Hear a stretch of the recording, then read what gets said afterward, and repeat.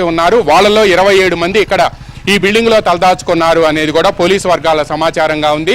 అందువల్లనే అక్కడ డైరీలోనూ అదే విధంగా ఒక మావోయిస్ట్ ఇచ్చిన సమాచారం మేరకే ఇక్కడికి వచ్చి గ్రేహౌండ్స్ బలగాలు దాడులు చేసి వీళ్ళని అదుపులోకి తీసుకున్నాయని చెప్పి కూడా సమాచారం అందింది. ఇందులో 21 మంది మహిళా మావోయిస్టులు, అంటే పీపుల్స్ గెరిల్లా ఆర్మీ ఏదైతే ఉందో ఆ గెరిల్లా ఆర్మీకి సంబంధించిన వాళ్ళే వీళ్ళంతా కూడా అని వాళ్ళే ఆ పీపుల్స్ గెరిల్లా అంటే ట్రైన్డ్ కమాండోస్ అని చెప్పి మావోయిస్ట్ పార్టీలో పిలుస్తారు. గతంలో మనం చూసాం వాళ్ళు అడవుల నుంచి చర్చల కోసం రాష్ట్ర ప్రభుత్వం దగ్గరికి వచ్చిన సమయంలో కూడా మావోయిస్ట్ పార్టీ అప్పుడు అగ్రనేత పార్టీ రాష్ట్ర కార్యదర్శిగా ఉన్న రామకృష్ణ తో పాటు ఆర్కే అంటారు ఆయన్ని, అక్కిరాజు హరిగోపాల్ ఎలియాస్ రామకృష్ణ, ఆర్కే కూడా రక్షణగా దాదాపుగా 40 మంది మావోయిస్టులు వచ్చారు. వీళ్ళంతా కూడా అప్పుడు ప్రకాష్ కానీ వీళ్ళంతా కూడా వచ్చారు. వీళ్ళకి కూడా అప్పుడు 40 మంది ప్లటూన్ ఉన్నారు. బట్ ఇతను కేంద్ర కమిటీ సభ్యుడిగా అవటం, మావోయిస్ట్ స్ట్రాటజిక్ ఆపరేషన్స్ హెడ్గా ఉండటంతో ఇతనికి ఇంకా ఎక్కువ మంది